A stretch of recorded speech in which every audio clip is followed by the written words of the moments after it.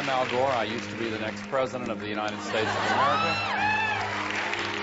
Former Vice President Al Gore's emotional film, An Inconvenient Truth, is regarded by many as the definitive popular presentation of the theory of man-made global warming.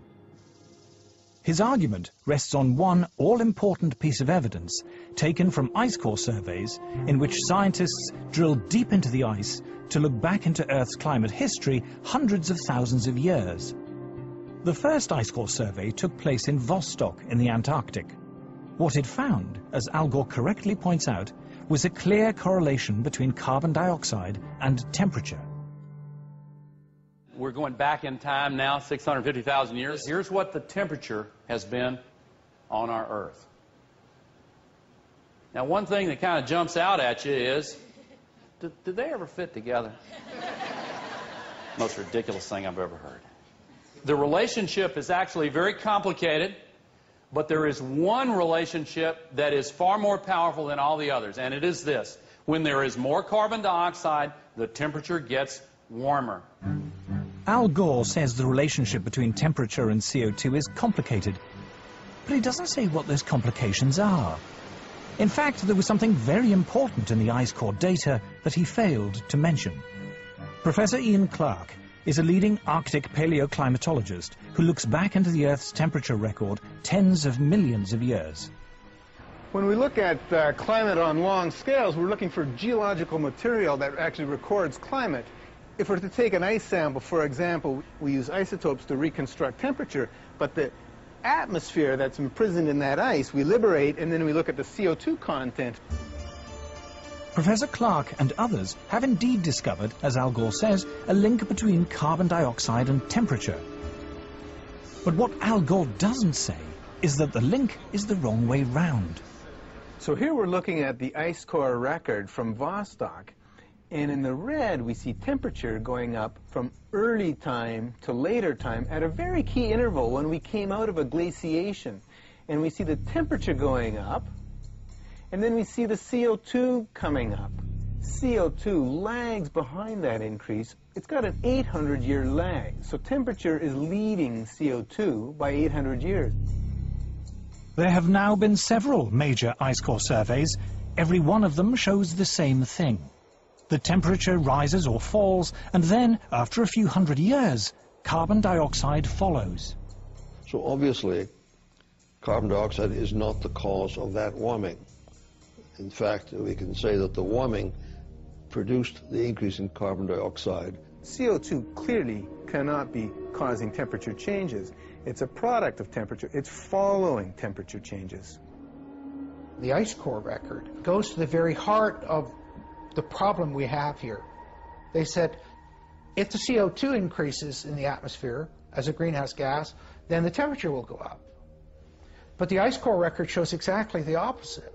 So the fundamental assumption, the most fundamental assumption of the whole theory of climate change due to humans is shown to be wrong. But how can it be that higher temperatures lead to more CO2 in the atmosphere? To understand this, we must first restate the obvious point that carbon dioxide is a natural gas produced by all living things. Few things annoy me more than to hear people talking about carbon dioxide as being a pollutant.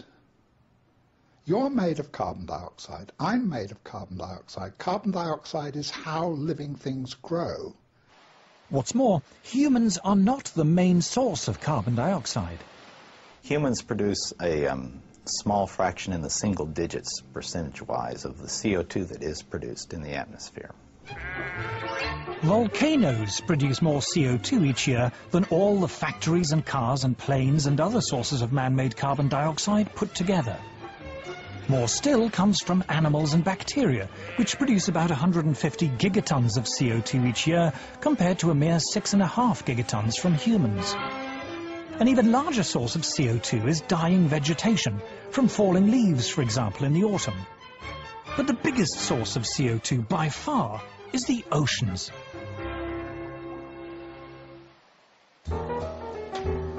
Carl Wunsch is Professor of Oceanography at MIT. He was also visiting Professor in Oceanography at Harvard University and University College London. and a senior visiting fellow in mathematics and physics at the University of Cambridge. He is the author of 4 major textbooks on oceanography. The ocean is the major reservoir into which carbon dioxide goes when it comes out of the atmosphere, or from which it is re-emitted to the atmosphere. If you heat the surface of the ocean, it tends to emit carbon dioxide. So similarly, if you cool the ocean surface, the ocean can dissolve more carbon dioxide. So the warmer the oceans, the more carbon dioxide they produce, and the cooler they are, the more they suck in. But why is there a time lag of hundreds of years between a change in temperature and a change in the amount of carbon dioxide going into or out of the sea? The reason is that oceans are so big and so deep, they take literally hundreds of years to warm up and cool down. This time lag means the oceans have what scientists call a memory of temperature changes. The ocean has a memory of past events running out as far as 10,000 years. So, for example, if somebody says, oh, I'm seeing changes in the North Atlantic, this must mean that the climate system is changing. It may only mean that something happened in a remote part of the ocean decades or hundreds of years ago, whose effects are now beginning to show up in the North Atlantic. The current warming began long before people had cars or electric lights. In the past 150 years, the temperature has risen just over ½ degree Celsius. But most of that rise occurred before 1940. Since that time, the temperature has fallen for 4 decades and risen for 3. There is no evidence at all from Earth's long climate history that carbon dioxide has ever determined global temperatures. But if CO2 doesn't drive Earth's climate, what does?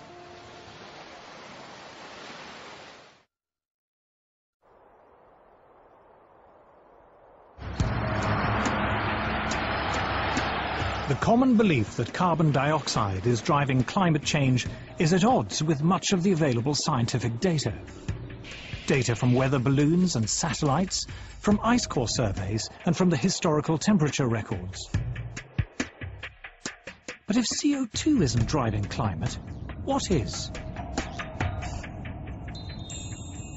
Isn't it bizarre to think that it's humans, you know, when we're filling up our car, turning on our lights, that we are the ones controlling climate? Just look in the sky. Look at that massive thing, the sun. Even humans at our present 6.5 billion are minute relative to